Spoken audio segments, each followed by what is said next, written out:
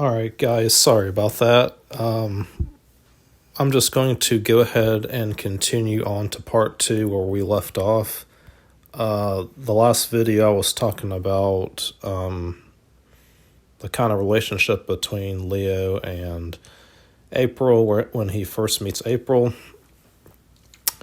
So now here you have a cool shot of the turtles kind of sliding down into action.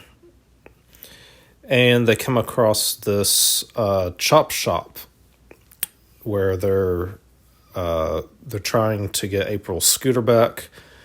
And there's a really cool fight scene. This scene right here is actually cool where there's a goon who's about to shoot Raphael, and Donatello throws a wrench and it hits the light above him, falls down, and the guy misses a shot, and then Raphael ends up beating him up. There's another cool scene where Michelangelo is trying to stop this car, and Go Ninja Go actually plays on the radio. So that was a really cool Easter egg. And then the turtles finally meet April O'Neil. And there's a nice little Peter Laird Easter egg here. You can see a neon sign that says the Laird. And this is an Easter egg for co-creator Peter Laird, who made the original Mirage comics. So Donatello comes up with this plan, and he says, you know what, maybe April can put in a good word for us, because if we stop Superfly, maybe they'll let us into high school, and then, we'll be known as heroes. And this isn't the first time a high school theme has been done. There was actually a short called TMNT Summer Shorts where Donatello builds a cloaking device so that the turtles can go to high school and snack some free pizza on pizza day. And fun fact, April in this short is actually voiced by Kevin Eastman's wife, Courtney Eastman. So then April actually lets the turtles check out her high school, which is called Eastman High, which is a reference to Kevin Eastman. And while they're there, Michelangelo signs up for improv class, and he actually splits his name in half. He actually calls himself Michael and then Angelo.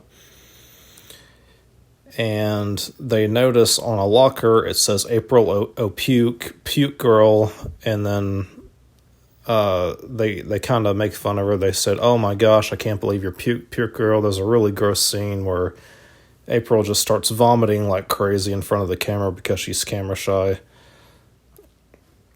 And so April's trying to figure out where Superfly will, where his next meetup will be. So she tells the turtles to go around, beat up a whole bunch of gangs, and maybe, they'll get some information. And while they're, beating up all these bad guys, they end up stealing their clothes. Donatello actually finds a JoJo's Bizarre Adventure hoodie, so he's a big anime fan. And they come across this one guy, which I think originally in the concept art, he was supposed to be the Rat King. So maybe he might actually end up turning into the Rat King in the TV series. So the turtles celebrate. You see a pretty cringe moment of Michelangelo twerking. I didn't really need to see that. And then the turtles end up going back to the sewer layer because Splinter says that there's an emergency, and it turns out that Splinter just wanted to throw them a surprise party with a whole bunch of pizza. He's got cardboard cutouts of Chris Pine, Chris Evans, a pretty funny scene where he says, if I can't, if you can't go to the human world, I'll bring the human world to you. So the Turtles, they end up taking this truck to go meet up with Superfly, and Raphael actually says something like, hey, Donnie, where did you learn to drive like that? And Donatello actually says, well, I learned this from, Forza Horizon. So Donatello looks like he's a Forza Horizon 5 fan. Here we actually get to meet up with Bebop and Rocksteady for the first time. I think they actually look pretty good. They look similar to, their 1987 cartoon counterparts. And we get introduced to Superfly, who is voiced by rapper Ice Cube. So Superfly, he starts telling the Turtles about each of the mutants. Here's Wingnut. They actually made Wingnut into a female instead of a male. But this version looks very similar to the 1987 cartoon. Here you have Ray Fillet, who is voiced by Post Malone. Doesn't really look too much like the Playmates toy. This is probably like my least favorite out of the mutants. Here we come to my favorite, Leatherhead. They made Leatherhead a female as well. Gave her some really cool night vision goggles and a shotgun. And she looks very similar to the Jim Cummings Leatherhead from the 87 cartoon. And here you have Genghis Frog. He looks kind of similar to his 87 series counterpart, except he's really, really tiny. And then you have Scumbug, which we'll talk about Scumbug later. Scumbug is also a female.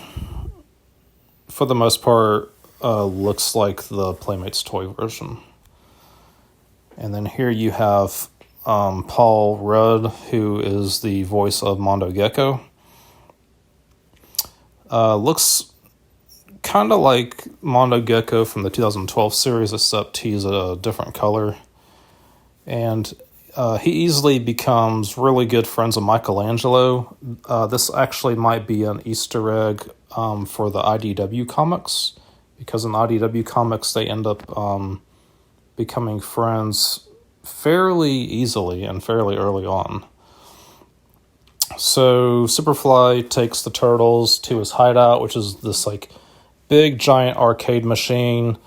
There's Bebop and Rocksteady. They're like punching a punching bag and kind of bonding with Raphael. You got Wingnut and Leatherhead bonding with Donatello. There's a really funny scene where Donatello actually runs out of quarters and Leatherhead bites the side of the machine and just a whole bunch of quarters start spewing out. And then we learn about the backstory about how Superfly used to care for all the mutants when they were young.